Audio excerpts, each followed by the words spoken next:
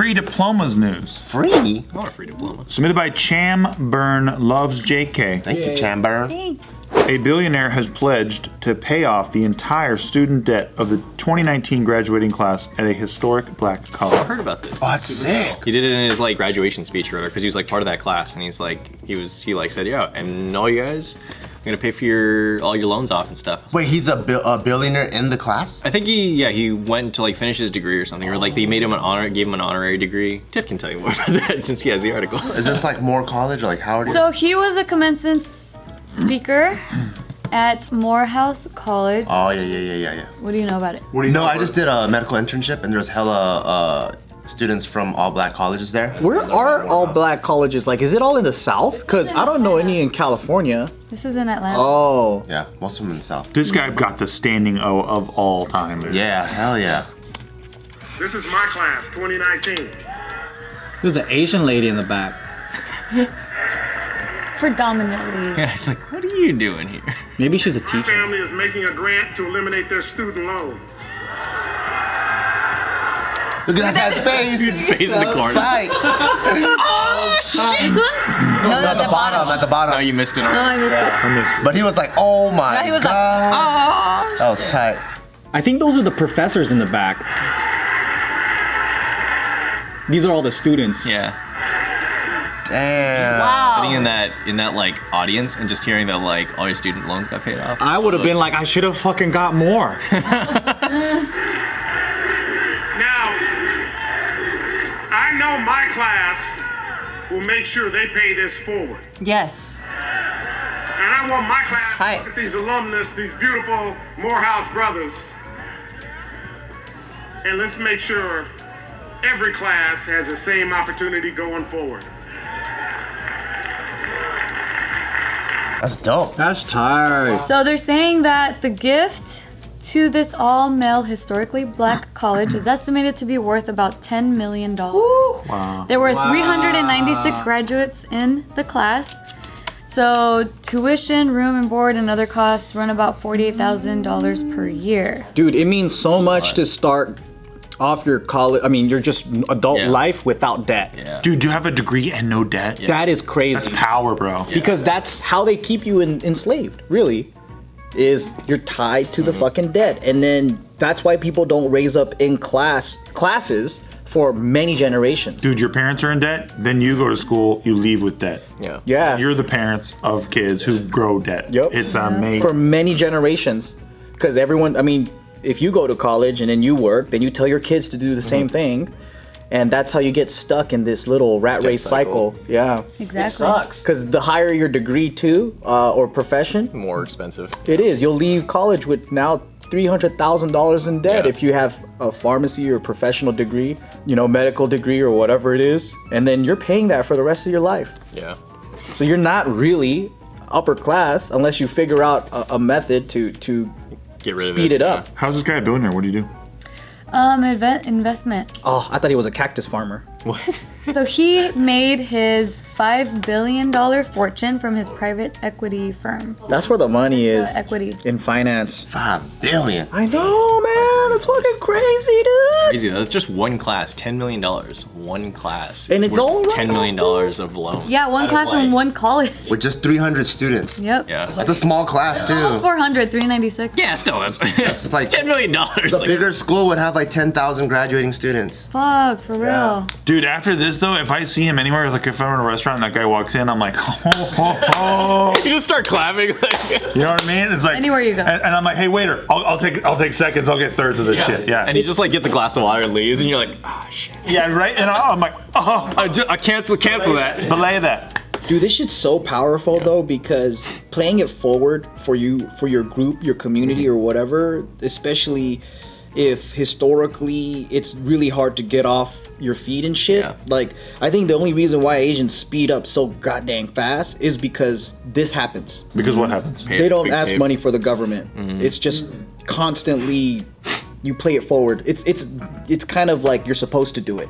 So for example, let's say I get married and then, I buy homes or whatever I can for the whole, like, for my father-in-law and everything, and then it's like the parents are supposed to leave a legacy for the children. Like, they're supposed to have wealth to give down, even if it's small. Right. So they're always thinking of an angle, and then they do it in a way that's like super grassrootsy, but it's almost like refugees would come here, they'll all pitch in for a house, and then they build wealth that way.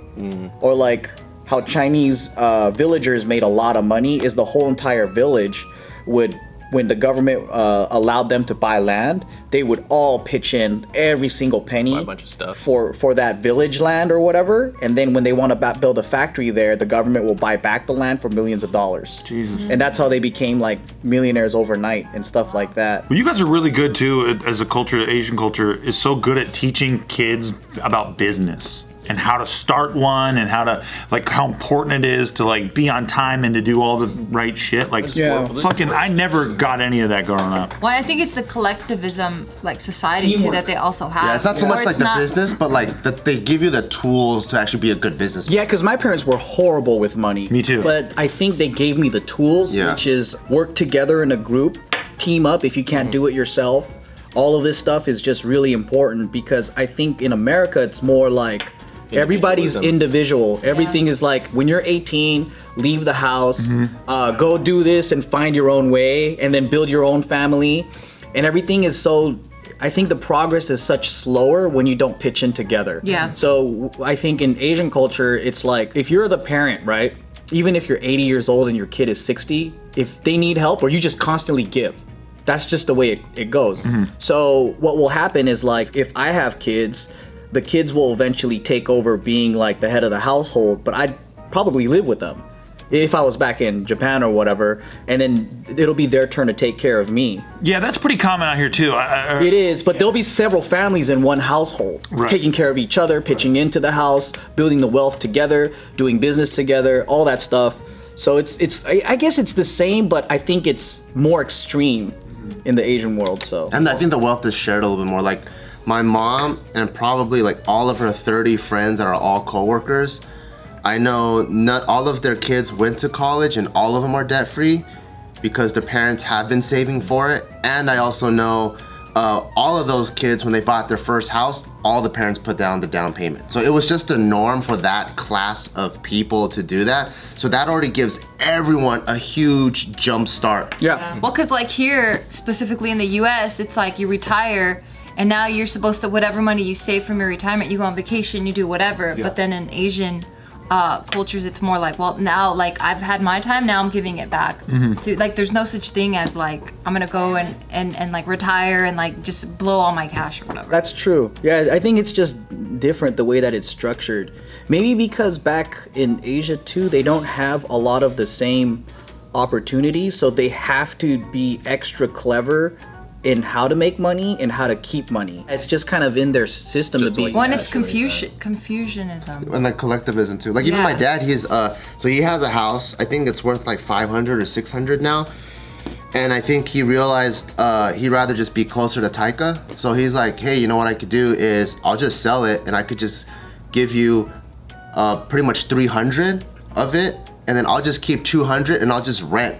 I'll just rent a little townhouse close to you guys, so they'll make my drive like 5 minutes. So it's just always thinking big picture. Right. Like he doesn't even care that he paid off. He spent 20, 30 years paying off his house, and then he has a house that's worth $500,000. Because there's something more important to Yeah, it. he goes, I'll just give you the money, because then Taika could benefit from this money later on. Wow, that's so cool. Yeah. It's really When my cousin got laid off, my uncle down paid a home. Oh, shit. And then they only had to pay a portion of the mortgage.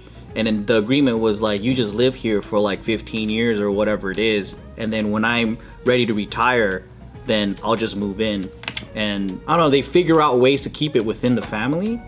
I'm sure other cultures do this too, but I feel like the reason why a lot of people can come here broke and then come up within just one generation is because of the pitching in aspect of it, and everyone just trying to make each other rich. Ryan, do your parents try to make you rich? They've definitely set me up in a lot of good ways for like not having hella debt. Like, Cause you're hella Americanized. yeah, we're pretty Americanized, but my dad's like was pretty good about like seeing all the mistakes that like he saw other people make as far as like having debt and like coming out of college with like hella debt and stuff. So then like when looking for colleges, that's why I went to Cal State. It's because like we could afford it, you know. And then like instead of dorming, because that would have been more fun, but we couldn't afford it, so I just drove back and forth for 4 years. Oh wow! But because of that, like I don't have any debt. Like we were able to pay it out of pocket, you know, and do that with the stuff that they had saved up, knowing that me and my brother would be going to college, to like pay that stuff off, so we didn't have any debt. Were you pretty much paid off like going into college? Like you were like they already had the money aside? I mean, I still got a job. Like I still contributed. I basically got a job and started paying like a rent or whatever, and I had like a little bit of spending money to like, you know,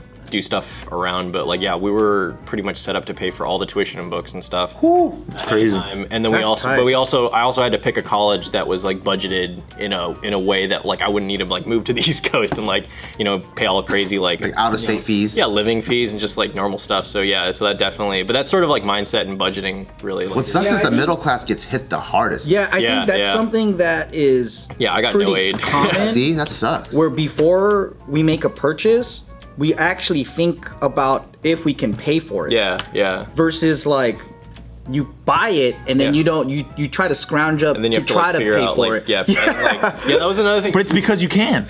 It's like I'll figure it out later. It's built into credit. That's what it is. And that was something that they taught me as far as like credit and stuff. Is like just spend it like, you know, if you have $1,000 and you know like only spend if you have like $1,000, because where are you gonna get the other like, you know, X amount of money? And I'm like, that makes sense. So then that's pretty much how I spend, you know, generally how I spend money is just like, okay, I can probably afford this much per month, and then I'll just pay it off monthly. Dude, when I bought Nikki's ring, Yeah. they were like, you know, it's a couple grand or whatever.